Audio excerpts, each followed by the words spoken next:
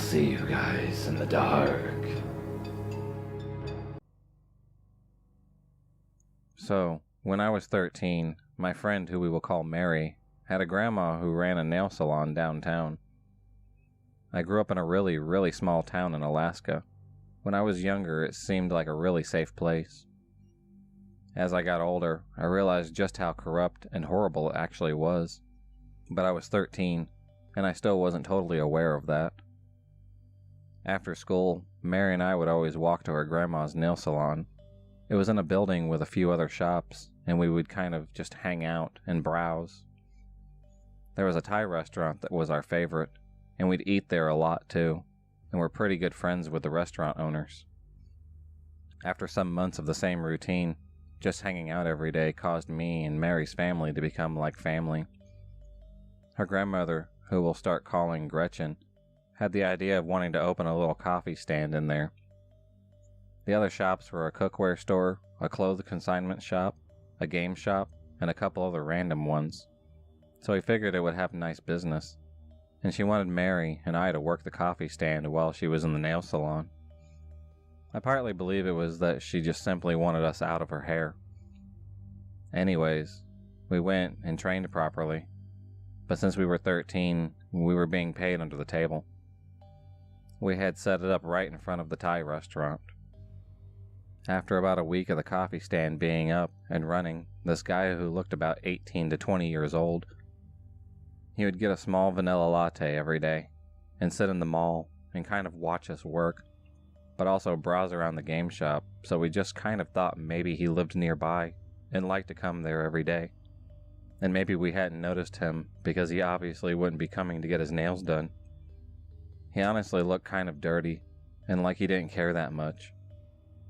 When the months got hotter, we started walking home instead of her mom driving us. There were a lot of kids walking around, so I didn't notice very much if people were behind me or in front of me. One of the nights we closed up the shop a little late. It was around 9 p.m., which in Alaska is still fully sunny, and I noticed that someone was walking behind me close by.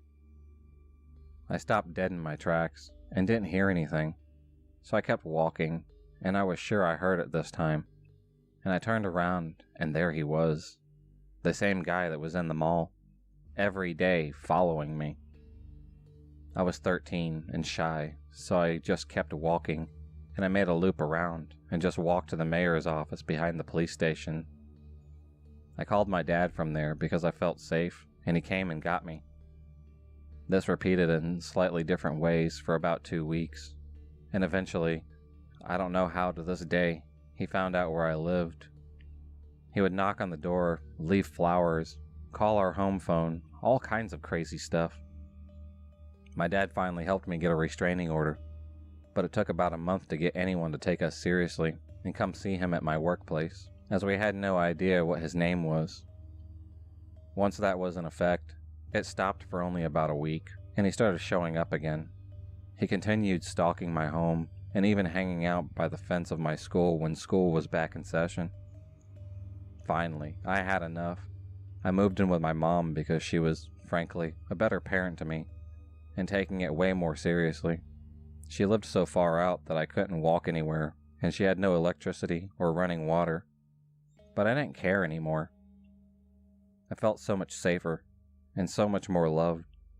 I quit the job, and I took the bus every day. Eventually, he just disappeared, and I never heard about him ever again.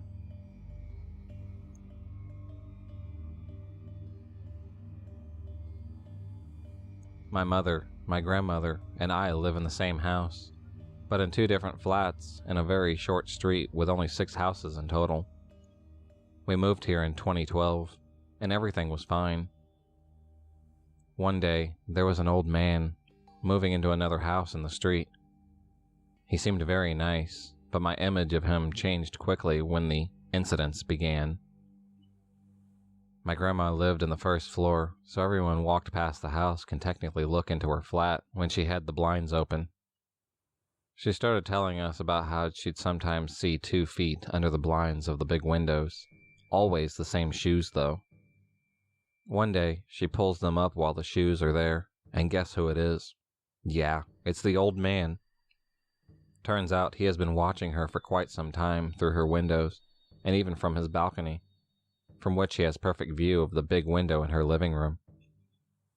As if that wasn't bad enough, he started talking to me when I got home from school because I need to pass by his house. We didn't know each other. We had nothing to do with each other, not even remotely. He begins asking how I was, if school was finally over, and so on. I didn't like that, but politely answered him anyways. One day, he started asking me about my grandma and mother, and how they were, etc. I was very creeped out by this, giving the history of incidents. I started ignoring him, and after a few days of ignoring him, he got the hint. But there's more. My grandma was sort of a caregiver who comes to her flat twice a week to clean and go grocery shopping with her because she can't walk or bend over that well anymore. This caregiver is also the one that comes to our stalking neighbor to help him. After my grandma brought it up to us that he was watching her the other day, the caregiver told us that the old man would just want hugs from her, look at her rear, cleavage, etc., and also sometimes touch her in places like her waist or her thighs unintentionally. As if that wasn't already more terrifying, he also rides the bus sometimes. Sometimes I'm in that same bus, or sometimes he even rides the school bus for some reason. Anyways, one day I was waiting for the bus, and there was a girl with a hijab waiting for the bus. The man walks up to her and starts talking to her. I had my headphones in, so I was in and out of curiosity. I put one out and listened to what he was talking about. I was shocked when I heard how he was talking about immigrants being a problem for us, how they should get out of the country and such, but in a way that he didn't say it directly, but rather hinted at those things. The girl was really confused, and then the bus already came, which she was relieved by, understandably though. This was just a selection of the creepiest and worst incidents. There were many more not so creepy ones, but these are definitely the worst.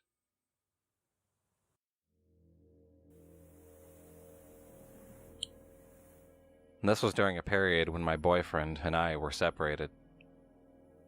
She was single too, so we went out to the local watering holes together quite often. It was that period of our lives where a night on the town meant dressing to the nines and then drinking, dancing, and flirting all night long. Now, as for myself, I was very rarely drunk. I get inebriated even less often. My limit is usually 1 mixed drink or 2 beers. I just don't like to put myself into a state where I'm not in control, especially in a bar-type setting where you really need to be on guard. For this reason, I usually drove whenever we went to the local watering holes, but that night, there was something wrong with my car. If I remember correctly, there was an exhaust leak. It wasn't something that would keep the car from running, but could possibly cause us to be pulled over, not a scenario that someone who has a drunk passenger or potentially a drink or two in their system wants to invite. Since we didn't want to run the risk of having any run-ins with the law, we decided that G would drive. To make a long story short, G got particularly drunk and decided to leave with an ex that she happened to run into during the night. "Don't worry though," she says. "James said he would take you home." James was a nice-looking guy that she had introduced me to during the night. She told me that they went to the same church, and she had known him since she was a kid, and he was a really nice guy. James and I had been talking and dancing, and yes, even flirting a little as the night progressed, because I felt like we'd gotten to know each other a bit, and because he came with G's stamp of approval. I felt fairly comfortable accepting a ride home. Also, I was kind of put on the spot since G had already asked James and told me about it in front of him.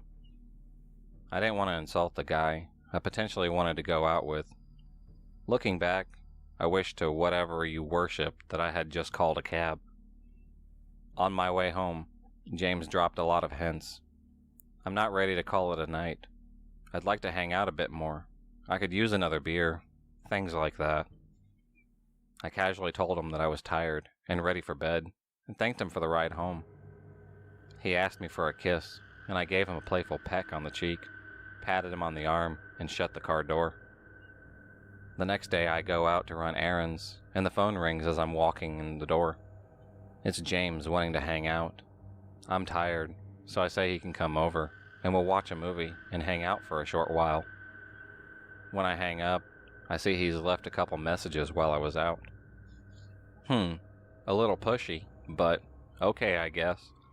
Maybe he just really likes me. We're sitting on the couch, watching a movie, and he goes from friendly companion to full-on make-out mode in 0.2 seconds. I mean, 1 second we're sitting on the couch at a comfortable distance and not holding hands or even touching each other. The next, he's particularly on top of me, ramming his tongue down in my throat. Oh no, dude. Homegirl don't play that. So, I'm telling him no, and he's acting like he doesn't get it. He's getting slightly more and more aggressively affectionate, and I'm starting to low-key panic. I don't remember what I said exactly, but I did eventually manage to get him out the door. Relatively unscathed, I thought, save for a copious amount of unwanted slobber. When I went to change for bed later, I found finger marks on my upper arms where he'd gripped me so hard. The next night, I got approximately 10 calls from James. I didn't answer them. He left me voicemails. Every single time. This was long before everyone had electric leashes. I myself only had a landline, so it was a lot easier to ghost someone back then. I figured I'd just not answer the phone, and he'd eventually give up. Like most sensible people, right? I was wrong. My phone rings at 4 a.m., and now we know nothing good happens at that hour of the night. People don't call you up to chat. So when I jolted out of sleep, I answer the phone automatically, without even pausing to think or look at the caller ID. It's James. What are you doing? Are you kidding me? I'm sleeping. No, you're not. Yes, I am.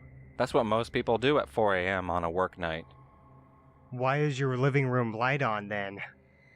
You know that old saying, my blood ran cold? Well, I thought it was always a dramatic phrase to describe sudden fear, but you don't fully understand it until you experience it the way I did. He was calling me from right outside my front door. I was single, lived alone, and had no weapon.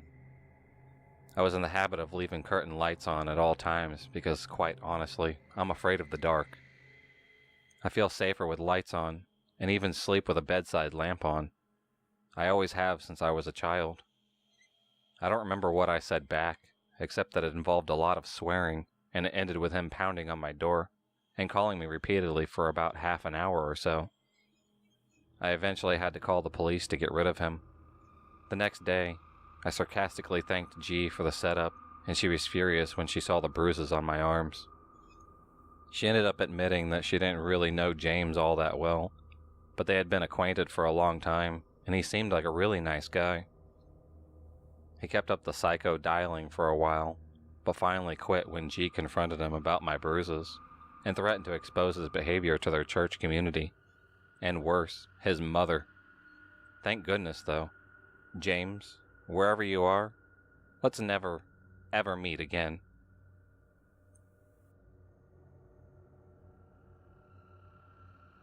We were at a train station waiting for a train when I accidentally brushed my elbow against this old man's back.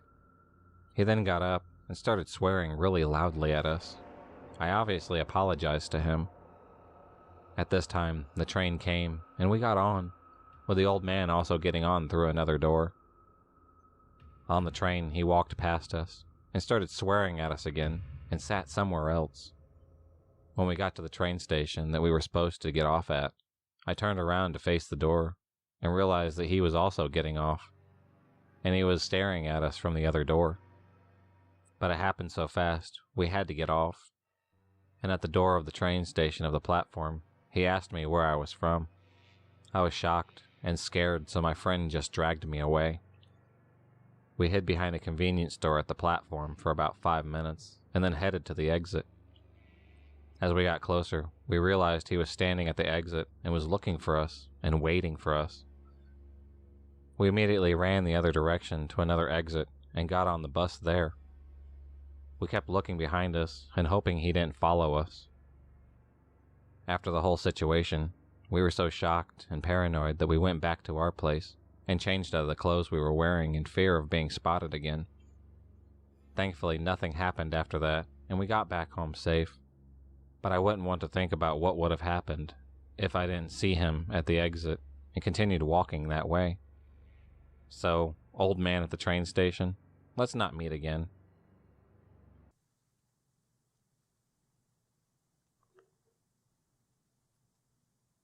Yesterday, I got a Facebook message on Messenger from a guy that I used to be an acquaintance with 3 years ago. This acquaintance became a really creepy stalker.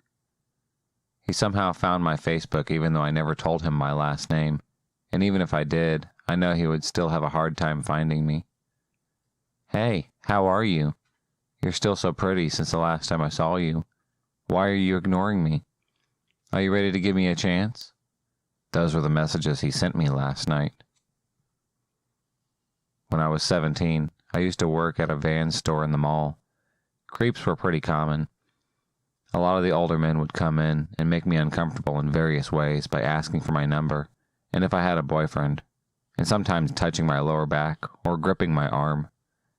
And I mean men in their mid-40s most times. At the time, I didn't have a boyfriend since I had no interest in relationships. So I would just tell them that I wasn't ready for relationships and proceed to excuse myself from them in the nicest way possible, not to affect my job. But this one guy comes in. He was 23 and seemed pretty cool. Cool enough to be a friend. His name was Eli. He too worked in the mall, and we'd come to the store often just to say hi. He had many insecurities about himself, and I thought he just needed a friend or someone that could emotionally support him. But in turn, he had feelings for me, and maybe after 2 weeks since we met, he would continuously insist that we would go on a date. And after I softly rejected him, things turned for the worst.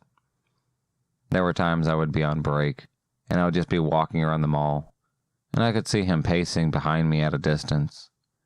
Every corner I took, he was still there. Sometimes I'd go into a store and leave after a few minutes would pass, hoping he was gone, but he would be lurking on a bench a few stores down. One time he was getting closer and closer to me as I sped walk to the food court. I went into a restroom and just hid out until my break was almost over. My team members would tell me about how much he would come into the store and ask for me. He would ask for my schedule, and they would refuse to tell him, making him even angrier than before.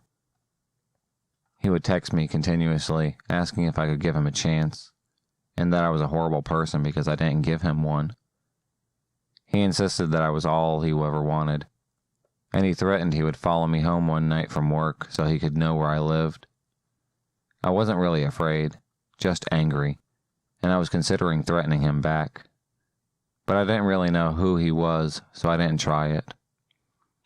After about a month of harassment, I told him that him and I would never be together, and that I would call the police if he kept stalking me. I proceeded to block him after that. Afterwards, I didn't see much of him around the store, and when I would go on break, so I was at ease and felt safe again. About 1 week later, I was walking out of the mall, and I called an Uber to take me home after my closing shift since the buses weren't running. It was late, around 11 p.m., and I was very tired. My app said the Uber had arrived. It was a newer Toyota Corolla, like in the description. So I approached the car. I found it weird how the Uber didn't have the glowing stand that displays its brand on the dash, but I figured maybe there was a sticker somewhere on the car instead. I opened the door, and the lights didn't turn on. I paused for a moment and asked if this was my Uber. There was no reply. At that point, I was feeling a fight or flight response since I wasn't comprehending the situation. I noticed there was a guy in the back seat across from me, and I automatically figured I had the wrong car. I nervously said, "I'm sorry," and the guy in the driver's seat nodded his head. As I was about to get my head out of the car, the guy in the back seat lunged at me, trying to grab me, and I just fell backwards onto the ground out of shock. I could see his face and figure more clearly, and it was undoubtedly Eli the stalker.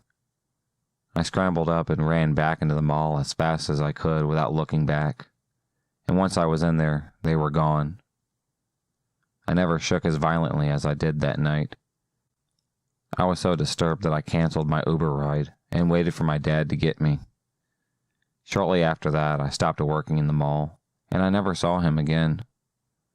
The fact that he is messaging me now inspires me to share this. I blocked him, and I hope he doesn't somehow find me. So let's not meet ever again, Eli.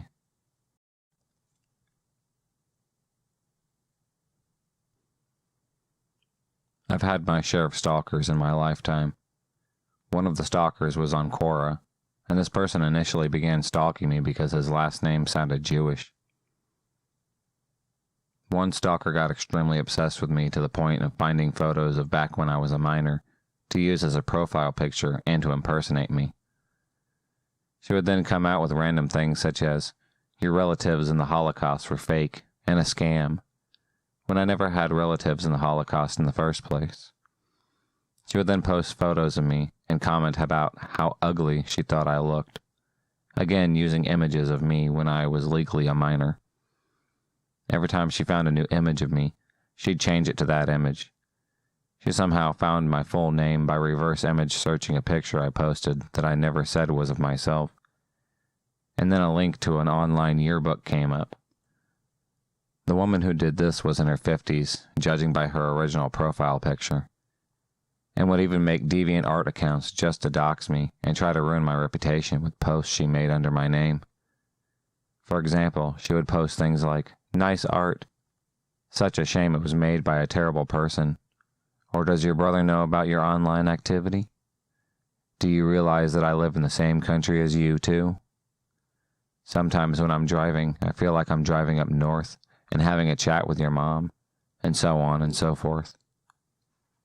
It always came across as being threatening and extremely condescending. Her account there got banned for harassment after my friend reported it.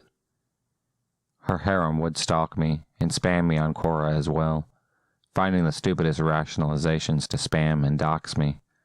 For example, cross-posting a post is spam, but then posting dox posts 200 plus times in response isn't spam. I'd get calls out of class and work because the higher-ups would keep receiving strange calls from another country, and they talked to me about what they said. They said they knew me well, so the calls seemed really fishy. And when my college and work tried to call them back, they never replied, so they dropped it. Her activity and stalking continued for another 2 years, and I remember she had a creepy harem who would practically gang stalk me. They then would have their weird online meetings where they'd pat themselves on the back about how many details they could get off of me, such as if I had a cat, and common spelling mistakes. I'd make to help identify me, such as me writing spam, whenever they'd copy-paste a docs post in a question artwork post. They'd then boast about how many followers they've gained from stalking me when I was essentially a child when the stalking began. During this time, I'd create lots of new social media accounts to try and avoid the spam and harassment. But this was apparently fuel for the fire since these stalkers would ask why I was creating new accounts all the time. Seemingly not knowing the impact this stalk was having on me, I had to delete my Facebook account because I'd constantly get dozens of friend requests from people from another country who had no mutuals. People trying to access my personal information for malicious reasons as my account was set to private. Found out the only reason this woman stopped was through a friend of hers. Turns out she'd died of ovarian cancer and her Quora account is now permanently banned.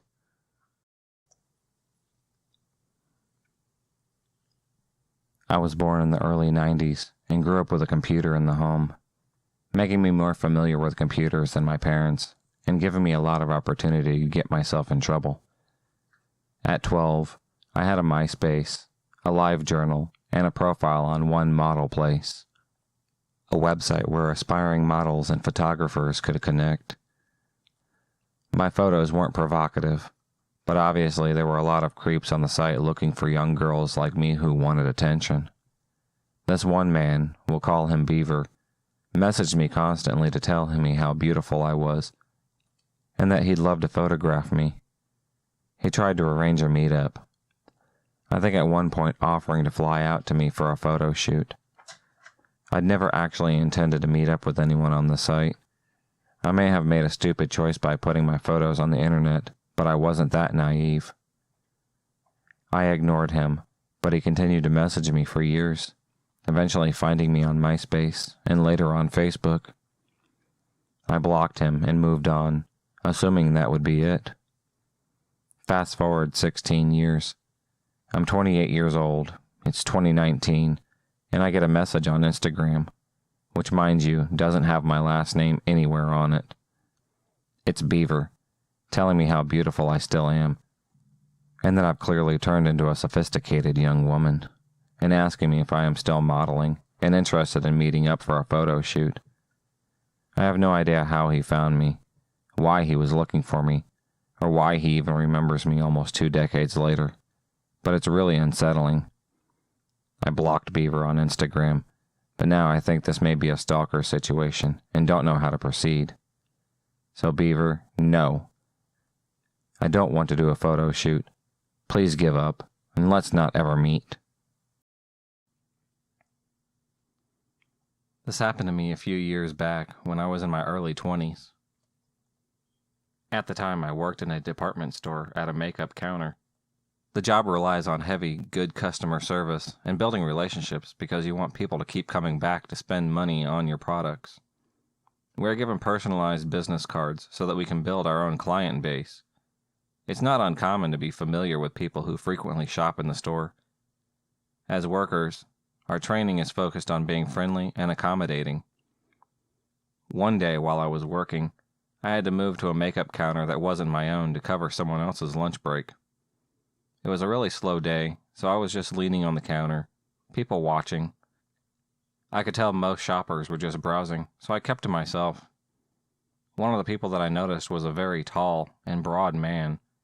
He walked very slowly, almost hunched over. His face was fixed very aggressively, like he was angry but focused. He circled around the counter a few times, but I could feel his gaze on me instead of the products. After a few rotations around the department, I decided to greet him in case he needed some help. It wasn't until he came directly over to me that I realized just how big he actually was. I'm 4'10", 140-pound female, so I feel pretty small regardless, but even this slouched posture, he was over 6 feet tall, and well over twice my weight. I'll never forget his teeth. They were completely black in the front. Your eyes couldn't help but go right to them. Despite his menacing appearance, he was soft-spoken. Truthfully, I could tell he wasn't all there by the way he talked. He told me no when I asked if he needed help, but requested my number. So direct. We had never spoken before. I declined and said that I was in a relationship and that it would be inappropriate. He then asked if he could have the business card for the counter in case he wanted to get products. Since I wasn't on my normal counter, and I really wanted him to go away, I handed him my coworker's business card and told him to call if he had any questions. It worked, and he walked away after that, filling me with relief. Only a couple minutes later, the phone on the counter rings. I answer with my peppy customer service voice and say, "Thank you for calling. How can I help you?" And immediately, I know it was the guy when he starts talking. He asked me again for my personal number, and I explain once again that I cannot do that, but he just wants to talk. Since he wasn't getting the hint, I say, "I should have told you that I'm married. You can't have my number." Politely, he apologized and hangs up. I thought that would be the end of him, but for the next few weeks or so, I spent much of my time at work anxious about if he would show up. I would see him every week, and he would lurk around the counter looking for me. Anytime I would see him, I'd immediately drop what I was doing and run or hide to the closest customer and offer my bit of assistance to make it look like I was busy, so he wouldn't talk to me at all. I successfully dodged him every time, and it came to the point where I stopped seeing him. I was thrilled about this. I had completely forgotten about him until one day I decided to go to Walmart by myself to pick up a few things on my day off. I generally like to shop alone. I can take all the time I need, and I like leisuring around. I grabbed a customer basket and made my way over to the cosmetic and hair wellness section, since that's where most of the things I needed were. I only managed to grab a few things before I locked eyes with him as I walked by the supplement aisle. I had recently changed my hair color and wasn't wearing my work uniform, so I didn't think he'd realize who I was. I was ready to just go about my shopping and ignore him until I noticed that he dropped the items he had in his hand and started heading my way. I panicked and swiftened my pace immediately. I thought to myself, he's just going to really follow you through the store. But as I turned around to look, I could see his humongous body just plowing through people, with that same terrifying look on his face, but only meaner. His black teeth growing closer with a snarl. Since the direction I was heading, I was walking the opposite to the exit, and there's no way in hell I was going to turn around. I decided that my best course of action would be to follow the perimeter to the store and cut down the center section, which would bring me closer to the registers. I sped walked the entire time, in hopes of losing him amongst all the people, but never once turning around again. By the time I made it to the register area, I could actually feel him behind me. Still not wanting to turn around to look, I glanced in the reflection of the soda machines that are in between the register aisles to see how close he was. To my horror, there was only about 1.5 to 2 feet between us. I was afraid to just drop my stuff and run out the door in case he followed me to my car. I parked in the far back of the parking lot and didn't want to risk it. I also didn't want to get in line at the register since the lines were long and I could just be standing there in the open alone. Instead, I walked into the cluster of people crowded around the self-checkout line. I noticed another large but older gentleman with his carriage in the middle and ran straight for him. The people were so closely clustered together, the man followed me, couldn't make it through. I ran over to the man in line and grabbed onto his carriage. I said, "I'm sorry, I'm not cutting you, but there's a man that's been following me through half the store, and I need to stand with you." He was so sweet, and let me be with him while we waited in line, and even let me go ahead of him so I could leave quicker. As I was cashing out, I could see in my peripheral vision my stalker staring at me and pacing about, but he wouldn't come near me since the self-checkout is somewhat sectioned off. By the time I had finished and grabbed my receipt, I couldn't see him anymore. I looked around, but he was nowhere. I thought about asking the older man to walk me to my car, but he still wasn't finished at his register, so I decided to call my boyfriend and make a run for it. Staying on the phone, I explained to him what was going on as I sprinted to my car in tears, frantically looking around in case he followed me outside. I made it to my car safely and rushed right home, breaking down to my parents about what had just happened. I could feel it in my bones that that man wanted to do something to me, and thankfully I didn't find out what that was. His aggressive aura was palpable. To this day, I can still remember the adrenaline and nervousness, the sheer terror I felt when he followed me. I had never felt so vulnerable and helpless, even with all those people around me. I quit that job roughly 2 years later. I had only seen him one other time there since the incident, but I still live in constant fear that we will cross paths again. I'm afraid to shop alone, something that I wouldn't have given a second thought a year before. So to my stalker with the black teeth, let's not meet ever again. This happened to me a few years back when I was in my early 20s. At the time, I worked in a department store at a makeup counter. The job relies on heavy, good customer service and building relationships because you want people to keep coming back to spend money on your products. We're given personalized business cards so that we can build our own client base. It's not uncommon to be familiar with people who frequently shop in the store. As workers, our training is focused on being friendly and accommodating. One day while I was working, I had to move to a makeup counter that wasn't my own to cover someone else's lunch break. It was a really slow day, so I was just leaning on the counter, people watching. I could tell most shoppers were just browsing, so I kept to myself. One of the people that I noticed was a very tall and broad man. He walked very slowly, almost hunched over. His face was fixed very aggressively, like he was angry but focused. He circled around the counter a few times, but I could feel his gaze on me instead of the products. After a few rotations around the department, I decided to greet him in case he needed some help. It wasn't until he came directly over to me that I realized just how big he actually was. I'm 4'10", 140-pound female, so I feel pretty small regardless, but even this slouched posture, he was over 6 feet tall, and well over twice my weight. I'll never forget his teeth. They were completely black in the front. Your eyes couldn't help but go right to them. Despite his menacing appearance, he was soft-spoken. Truthfully, I could tell he wasn't all there by the way he talked. He told me no when I asked if he needed help, but requested my number. So direct. We had never spoken before. I declined and said that I was in a relationship and that it would be inappropriate. He then asked if he could have the business card for the counter in case he wanted to get products. Since I wasn't on my normal counter, and I really wanted him to go away, I handed him my coworker's business card and told him to call if he had any questions. It worked, and he walked away after that, filling me with relief.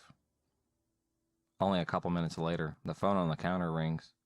I answer with my peppy customer service voice and say, "Thank you for calling. How can I help you?" And immediately, I know it was the guy when he starts talking. He asked me again for my personal number, and I explain once again that I cannot do that, but he just wants to talk. Since he wasn't getting the hint, I say, "I should have told you that I'm married. You can't have my number."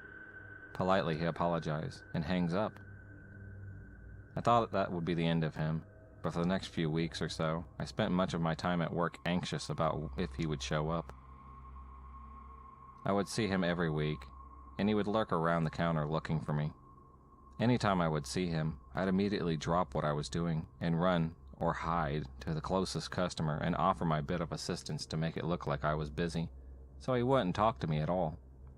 I successfully dodged him every time, and it came to the point where I stopped seeing him. I was thrilled about this. I had completely forgotten about him until one day I decided to go to Walmart by myself to pick up a few things on my day off. I generally like to shop alone.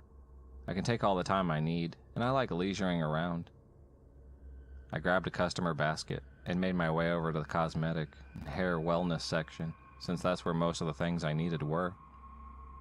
I only managed to grab a few things before I locked eyes with him as I walked by the supplement aisle. I had recently changed my hair color and wasn't wearing my work uniform, so I didn't think he'd realize who I was. I was ready to just go about my shopping and ignore him until I noticed that he dropped the items he had in his hand and started heading my way. I panicked and swiftened my pace immediately. I thought to myself, he's just going to really follow you through the store. But as I turned around to look, I could see his humongous body just plowing through people, with that same terrifying look on his face, but only meaner. His black teeth growing closer with a snarl. Since the direction I was heading, I was walking the opposite to the exit, and there's no way in hell I was going to turn around. I decided that my best course of action would be to follow the perimeter to the store and cut down the center section, which would bring me closer to the registers. I sped walked the entire time, in hopes of losing him amongst all the people, but never once turning around again. By the time I made it to the register area, I could actually feel him behind me. Still not wanting to turn around to look, I glanced in the reflection of the soda machines that are in between the register aisles to see how close he was. To my horror, there was only about 1.5 to 2 feet between us. I was afraid to just drop my stuff and run out the door in case he followed me to my car. I parked in the far back of the parking lot and didn't want to risk it. I also didn't want to get in line at the register since the lines were long and I could just be standing there in the open alone. Instead, I walked into the cluster of people crowded around the self-checkout line. I noticed another large but older gentleman with his carriage in the middle and ran straight for him. The people were so closely clustered together, the man followed me, couldn't make it through. I ran over to the man in line and grabbed onto his carriage. I said, "I'm sorry, I'm not cutting you, but there's a man that's been following me through half the store, and I need to stand with you." He was so sweet, and let me be with him while we waited in line, and he even let me go ahead of him so I could leave quicker. As I was cashing out, I could see in my peripheral vision my stalker staring at me and pacing about. but he wouldn't come near me since the self-checkout is somewhat sectioned off. By the time I had finished and grabbed my receipt, I couldn't see him anymore. I looked around, but he was nowhere. I thought about asking the older man to walk me to my car, but he still wasn't finished at his register, so I decided to call my boyfriend and make a run for it. Staying on the phone, I explained to him what was going on as I sprinted to my car in tears, frantically looking around in case he followed me outside. I made it to my car safely and rushed right home, breaking down to my parents about what had just happened. I could feel it in my bones that that man wanted to do something to me, and thankfully, I didn't find out what that was. His aggressive aura was palpable. To this day, I can still remember the adrenaline and nervousness, the sheer terror I felt when he followed me. I had never felt so vulnerable and helpless, even with all those people around me. I quit that job roughly 2 years later. I had only seen him one other time there since the incident, but I still live in constant fear that we will cross paths again. I'm afraid to shop alone, something that I wouldn't have given a second thought a year before. So to my stalker with the black teeth, let's not meet ever again. For a little context, I moved out from my family home about 10 months ago for a university across the country. I have a crazy hair color and very long hair, so I've been noted by both friends and strangers many times about how easy I am to spot from far. Anyways, I got myself a tiny first-floor apartment in the building, in a very calm and family-friendly area of the city. Because of this, I did not feel too unsafe about living on the first floor, considering that my bedroom had a big window with transparent curtains only about half a meter up from the ground, looking into a small grassy hill leading into a foresty area behind the building. I was quite excited about moving out for the first time, so I happily overlooked this fact and the rude landlady.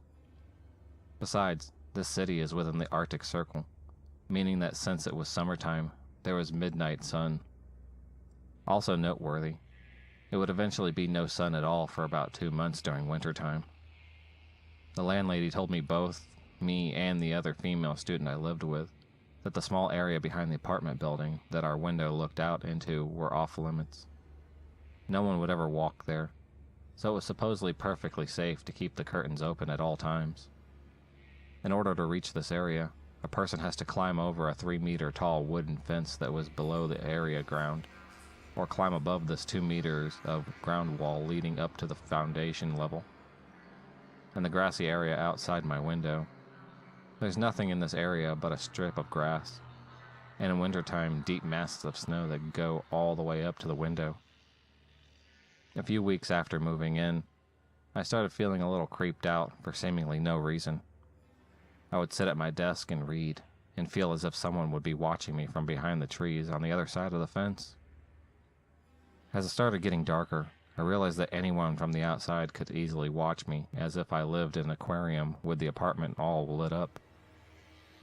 Then one day, as stupid as it sounds, I was trying to get good selfie light in front of the window when a man suddenly walked by. It really startled me, and I almost dropped my phone by the surprise. So I sat down for a moment and laughed to myself, thinking about how silly it must have looked with me pressed up against the window, all consumed with myself. I tried to reason with myself that it was probably just some man taking a shortcut to somewhere else or something, or maybe it was the caretaker of the building. So I just drew the curtains together and left it at that. From then on, every now and then, I would suddenly see the man walking past my window, always when the curtains were open. It would happen when I was sitting at my desk studying, or sitting in the bed watching TV. I would see someone from the corner of my eye walk by, slow enough for me to turn and register to be that same fully grown kind of gray-haired man in the blue jacket. But it was never long enough for me to take notice on his facial features or anything distinctive. By walking there, you can get a full view into my room and me sitting at my desk. At that time, I started thinking about the landlady's claim that no one was ever supposed to be walking there, so I asked my flatmate if she had noticed anyone walking out there too. She laughed too, asking if I was sure I even seen anyone. Now this event did not happen that often, but often enough for me to really start wondering if it was not just a shortcut this man was taking.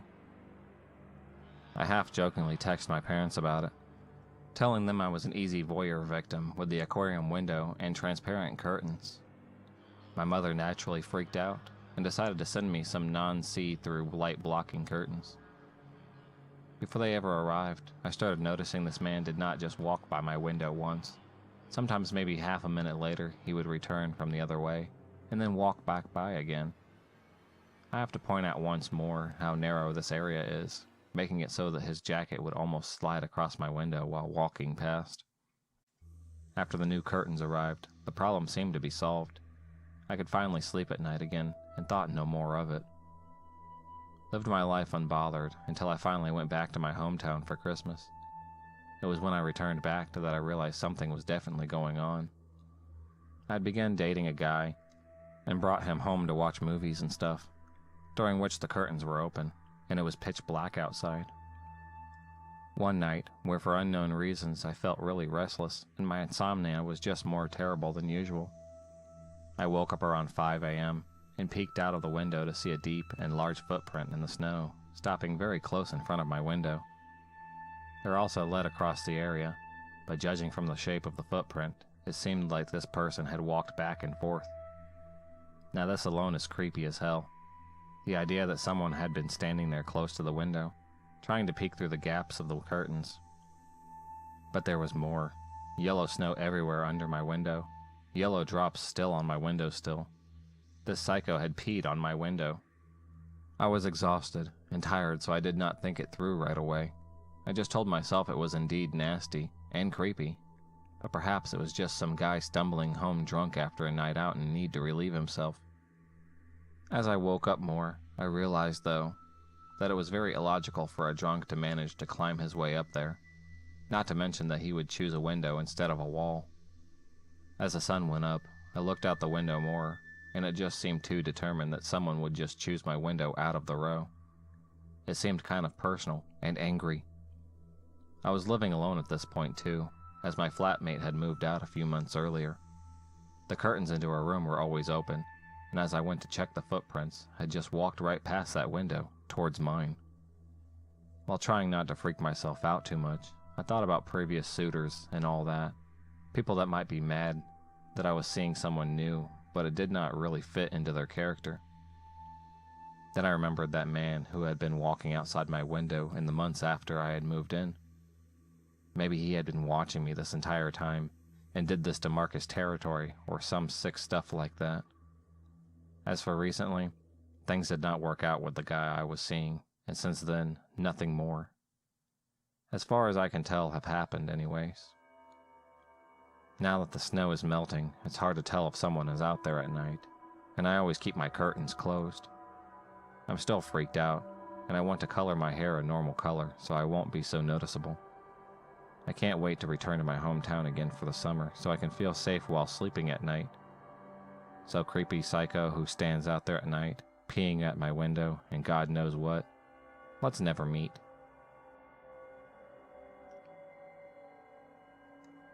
So this happened to me on Thursday, April 25th, and I still can't shake off how terrifying and strange it was. So I was home alone, getting ready for my 12 p.m. college class that morning, and I opened my blinds to let some natural light in. I glanced out my window to see a man in his mid-30s wearing a baseball cap, roaming around my property, with his hands on his hips, walking with a lot of weird confidence. Our yard is kind of like a cliff, and it looks over our 5 acres of property down below. I live in the PNW, so it's a pretty scenic view. I was really confused, and thought maybe it was a worker that my mom had hired for our renovations on the house, admiring the view. I'm a little bit uncomfortable at this point, because the dude walks to the side of my house, out of sight. I head upstairs to see him now roaming around my front yard and my driveway, looking at things, checking out my house, etc. He still hasn't seen me at this point. I call my dad and ask him if we had hired anyone to come by the house, and he says not that he knows of, and tells me he is going to call my mom and ask her, and then call me right back. I'm waiting for the call when I notice a strange dude's car. It's a white Honda with no license plates, just parked parallel in front of the front door. The dude still hasn't seen me, and he's still wandering around, so I take this as an opportunity to remember that we have a security system, and I armed it. So if he did not try to break in, it would immediately alert the police. This was some sort of professional or worker. He would have rang my doorbell or knocked at least once. He did neither. Just then, I get a call back from my dad saying that neither him or my mom hired anyone to come by today, and that I need to call our local police station immediately.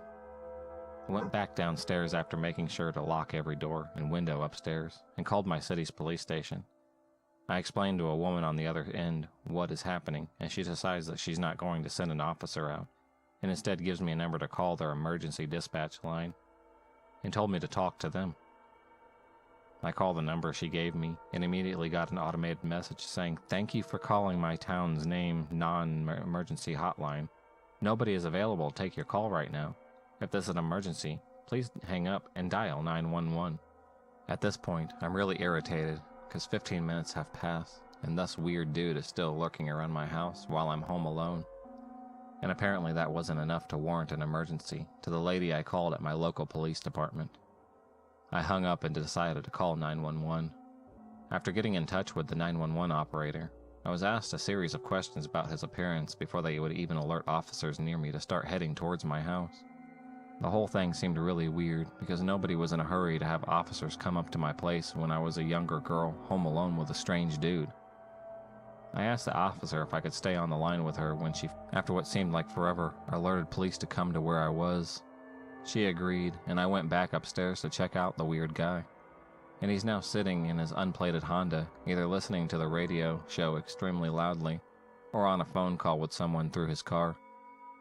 It was a very prominent loud male voice coming from his car. Then all of a sudden, I hear the tone you hear when someone hangs up on you, and the operator was no longer on the line. I was really confused when my thoughts were interrupted by an unrecognized phone number calling me. I assumed it was the operator calling me back, so I picked up. Instead, I was greeted by a really creepy, heavy breathing. I'm not sure whose it was, but it was really freaking me out. I hung up immediately and dialed back 911. I had been pretty calm up to this point, but that phone call put me in a panic. I got on the phone with another operator who already knew my situation and address before I could even explain it to her. She said the cops were on her way. 20 minutes had passed at this point. The dude is still in his car, and the cops aren't there. Keep in mind, I live in a smaller town, so there's no reason why it took the cops as long as it did to come down. Finally, this dude is leaving my driveway, right as the cops pull in, and they stop him and ask him a few questions.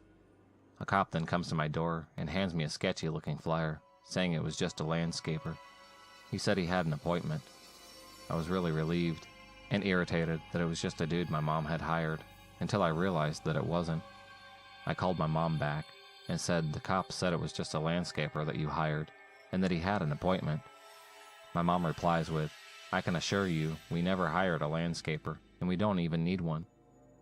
So creepy dude, who could even possibly be posing as a landscaper to traffic people or rob their houses, let's not meet.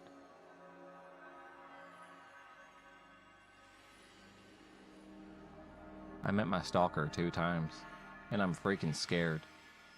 I live with my parents, but most of the time they spend working or with their friends, so I'm usually alone, besides my cat, that is. Being alone is really stressful for me because I am suffering from paranoid schizophrenia. I frequently hallucinate, and it's nothing too big, and I always realize that after a while, that what I experienced is a hallucination, not this time, however. Frequently, people knock on my door, and because it's made of metal, I can hear it really easily. My cat reacts to it too, but whenever I actually come near the door after hearing someone knock, there is no one there, and I don't even hear anyone running away from the door. Around 2 months ago, I woke up due to a bright flash of light. I saw someone standing near the door to my flat. I am definitely sure that they just forgot to turn off the flash, and I got up from the couch, and the person ran as fast as they could. The door was open to my flat. I tried to catch up to them, but I couldn't. A bit less than a month ago, I met them again. This time I was sleeping on my bed, and my bedroom is far away from the front door. I woke up just due to some sound. I opened my eyes. The lights were off. I opened my eyes as someone was leaving my room. I got scared and didn't do anything. Just heard them close the front door. The worst part is that they have a key to my flat. I don't know what to do. There is a camera near the front door. I talked to the security checking it out, but they told me that they have no right to show me what's on it, nor are they willing to without a police order. I don't know what to do. I just hope that all of this just stops someday. To live a calm life without all of this crap happening to me. If you enjoyed this video, please subscribe, like, and hit the bell for notifications on future videos, and become a stalker of the night. And I'll see you next time.